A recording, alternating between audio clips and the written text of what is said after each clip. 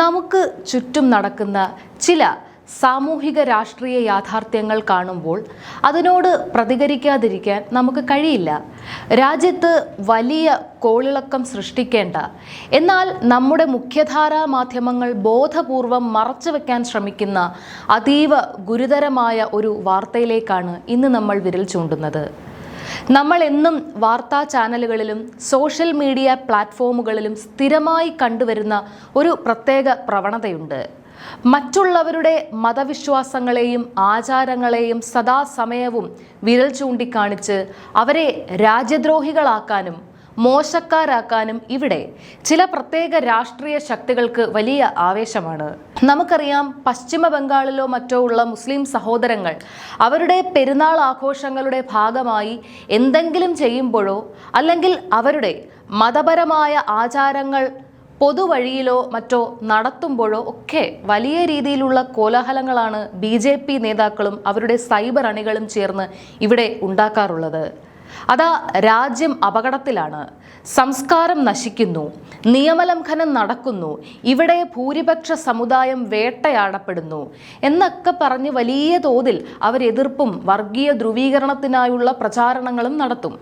മറ്റുള്ളവരുടെ കാര്യത്തിലും അവരുടെ മതപരമായ ആചാരങ്ങളിലും ഇത്രയും വലിയ ആത്മാർത്ഥതയും വ്യാകുലതയും കാണിക്കുന്ന ഈ BJPയും സംഘപരിവാറും സ്വന്തം കാര്യം വരുമ്പോൾ എന്താണ് ചെയ്യുന്നത് എന്ന് നിങ്ങൾ എപ്പോഴെങ്കിലും ചിന്തിച്ചിട്ടുണ്ടോ?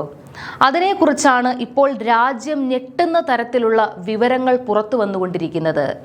സംഘപരിവാറിൻ്റെ രാഷ്ട്രീയത്തിൻ്റെ ഏറ്റവും വലിയ തട്ടകവും അവരുടെ അധികാരത്തിലേക്കുള്ള ചവിട്ടുപടിയുമായിരുന്ന അയോധ്യയിലെ ശ്രീരാമക്ഷേത്രത്തിൽ നിന്ന് ഇപ്പോൾ വരുന്ന വാർത്തകൾ അവരെ സംബന്ധിച്ചിടത്തോളം അത്ര സുഖമുള്ള ഒന്നല്ല.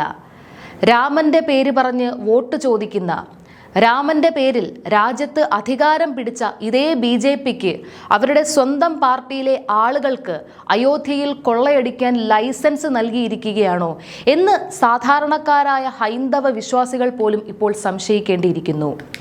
അയോധ്യയിലെ രാമക്ഷേത്രത്തിൽ സാധാരണക്കാരായ ഭക്തജനങ്ങൾ തങ്ങളുടെ കഠിനാധ്വാനത്തിലൂടെ ഉണ്ടാക്കിയ പണം ഭക്തിപൂർവം നൽകുന്ന കാണിക്കപ്പണത്തിൽ നിന്ന് കോടിക്കണക്കിന് രൂപയാണ് ഇപ്പോൾ കാണാതായിരിക്കുന്നത്.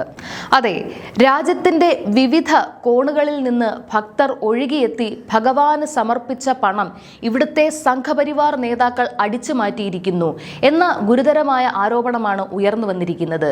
ഇതൊരു ചെറിയ അഴിമതി കഥയല്ല. ഇതിനേക്കാൾ വലിയ കോമഡി എന്താണെന്ന് വെച്ചാൽ, ഈ വിവരം പുറത്തുവിട്ടത് പ്രതിപക്ഷ നേതാക്കളോ BJP വിരുദ്ധരോ ആരുമല്ല. സംഘപരിവാറിന്റെ സ്വന്തം ആളായ മുൻ BJP MPയും ഗുസ്തി ഫെഡറേഷൻ മുൻ അധ്യക്ഷനുമായിരുന്ന ബ്രിജ് ഭൂഷൺ ശരൺ സിംഗ് ആണ് ഈ വെളിപ്പെടുത്തൽ നടത്തിയിരിക്കുന്നത്. വിനേഷ് ഫോഗട്ടിനെ പോലെയുള്ള രാജ്യത്തിന്റെ അഭിമാനമായ വനിതാ കായിക താരങ്ങൾക്ക് ലൈംഗിക ചൂഷണത്തിനെതിരെ രാജ്യ തലസ്ഥാനത്ത് സമരം ചെയ്യേണ്ടി വന്ന സാഹചര്യമുണ്ടാക്കിയ അതേ വിവാദ നായകൻ തന്നെ. അദ്ദേഹം ഇപ്പോൾ പരസ്യമായി ക്യാമറകൾക്ക് മുന്നിൽ പറയുകയാണ് അയോധ്യയിൽ വലിയ ക്രമക്കേടുകളും പണം കാണാതാവലുകളും നടക്കുന്നുണ്ടെന്ന്. തനിക്ക് ഇപ്പോൾ ചില കാര്യങ്ങൾ പൂർണ്ണമായി തുറന്നു പറയാൻ സമയമായിട്ടില്ലെന്നും ഇതിന് പിന്നിൽ പാർട്ടിയിലെയും ഭരണത്തിലെയും വലിയ ആളുകൾ ഉള്ളതുകൊണ്ട് സത്യങ്ങൾ വിളിച്ചു പറയാൻ ഭയമുണ്ടെന്നുമാണ് അദ്ദേഹം ഇപ്പോൾ വെളിപ്പെടുത്തിയിരിക്കുന്നത്. കൃത്യമായ സമയം വരുമ്പോൾ എല്ലാ തെളിവുകളും പുറത്തുവിടുമെന്നും അദ്ദേഹം കൂട്ടിച്ചേർത്തു. ഇതിലും വലിയ അട്ടിമറിയും ആസൂത്രണവും എന്താണെന്ന് വെച്ചാൽ, ഈ കൊള്ളയുടെ തെളിവുകൾ പൂർണ്ണമായി നശിപ്പിക്കാൻ വേണ്ടി ക്ഷേത്രത്തിലെ CCTV ദൃശ്യങ്ങൾ പോലും ഇതിനകം ഡിലീറ്റ് ചെയ്ത് കളഞ്ഞിരിക്കുകയാണ്. ബംഗാളിൽ തിരഞ്ഞെടുപ്പ് കഴിഞ്ഞ ഉടനെ 4000-ലധികം EVM മെഷീനുകൾ ദുരൂഹമായ സാഹചര്യത്തിൽ കത്തിച്ച് ചാമ്പലാക്കിയ വാർത്ത നമ്മൾ കണ്ടതാണ്. അതിൻ്റെ തൊട്ടു പിന്നാലെയാണ് അയോധ്യയിലെ തെളിവുകളും ഇത്തരത്തിൽ ആസൂത്രിതമായി നശിപ്പിക്കപ്പെടുന്നത്. ഒരു വശത്ത് അഴിമതി നടത്തുക, മറുവശത്ത് അതിൻ്റെ തെളിവുകൾ വളരെ കൃത്യമായി നശിപ്പിക്കുക എന്നത് ഇവരുടെ പണ്ടേയുള്ള സ്ഥിരം പ്രവർത്തന തന്ത്രമാണ് എന്നിതിലൂടെ വ്യക്തമാകുന്നു. BJPയുടെ തിരഞ്ഞെടുപ്പ് മാനിഫെസ്റ്റോയിലെ ഒന്നാമത്തെ കാര്യമായിരുന്നു അയോധ്യയിലെ രാമക്ഷേത്ര നിർമ്മാണം. രാജ്യത്ത് അധികാരമുറപ്പിക്കാൻ അവർ ജനങ്ങളുടെ മനസ്സിലേക്ക് രാമനെ പ്രതിഷ്ഠിക്കുകയും മതവികാരമുണർത്തുകയും ചെയ്തു. ഭക്തർ അവരെ വിശ്വസിച്ച് ക്ഷേത്രത്തിലേക്ക് ഒഴുകിയെത്തി. എന്നാൽ ആ ഭക്തരുടെ പണവും സ്വർണവും കൊള്ളയടിക്കാൻ സംഘപരിവാറിന് യാതൊരു മടിയുമില്ലെന്ന് ഈ സംഭവം തെളിയിക്കുന്നു. മുൻപ് കേരളത്തിൽ ശബരിമലയിലെ അയ്യപ്പന്റെ സ്വർണം കവർന്നത് സഖാക്കളാണെന്ന് പറഞ്ഞ് ഇവിടെ വലിയ തോതിൽ വർഗീയ ധ്രുവീകരണത്തിന് ശ്രമിച്ച ഇതേ ആളുകളാണ് ഇപ്പോൾ അയോധ്യയിൽ രാമന്റെ സ്വത്ത് കൊള്ളയടിച്ചുകൊണ്ട് നാണം കെട്ടിയിരിക്കുന്നത്. ഈ വാർത്തകൾ ഇത്രയും വലുതായി പുറത്തു വന്നിട്ടും നമ്മുടെ മുഖ്യധാര ഗോദി മാധ്യമങ്ങൾ ഒന്നും മിണ്ടിയിട്ടില്ല. കാരണം അവർക്ക് നരേന്ദ്രമോദിയെയും BJPയെയും സ്തുതിക്കാനേ ഇവിടെ സമയമുള്ളൂ. ഇവരുടെ ഈ ഇരട്ടത്താപ്പ് എല്ലാ കാര്യത്തിലുമുണ്ട്. പശുവിനെ ഗോമാതാവ് എന്ന് വിളിച്ച് മുസ്ലിങ്ങൾക്കും ദളിതർക്കുമെതിരെ രാജ്യവ്യാപകമായി ആൾക്കൂട്ട കൊലപാതകങ്ങളും ആക്രമങ്ങളും ഇവർ സംഘടിപ്പിക്കും.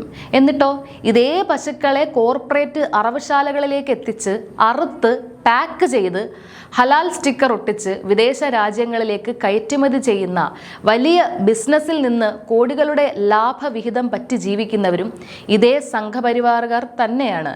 ചുരുക്കത്തിൽ രാമന്റെ പേരിൽ മസ്ജിദുകൾ തല്ലിപ്പൊളിക്കാനും ചർച്ചുകളിൽ ആക്രമണം ഉണ്ടാക്കാനും ജനങ്ങളെ തമ്മിലടുപ്പിച്ച് ചോരപ്പുഴ ഒഴുക്കാനും ഇവർക്ക് യാതൊരു മടിയുമില്ല.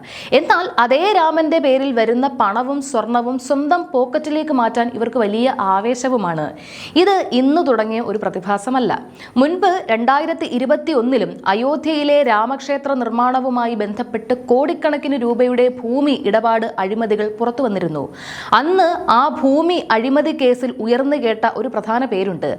ആ വ്യക്തിയാണ് ഇന്ന് രാജ്യത്തെ തെരഞ്ഞെടുപ്പ് കമ്മീഷനിലെ പ്രധാന പദവിയിലിരിക്കുന്നത് എന്ന ഞെട്ടിക്കുന്ന യാഥാർത്ഥ്യം നമ്മൾ ചിന്തിക്കണം. അധികാരവും പണവും ഉപയോഗിച്ച് എങ്ങനെയാണ് ഇവർ പരസ്പര ബന്ധിതമായി എല്ലാ ഭരണഘടനാ സ്ഥാപനങ്ങളെയും കാര്യങ്ങളെയും നിയന്ത്രിക്കുന്നതെന്ന് മനസ്സിലാക്കാൻ ഇതിൽ കൂടുതൽ വേറെ എന്ത് തെളിവാണ് വേണ്ടത്?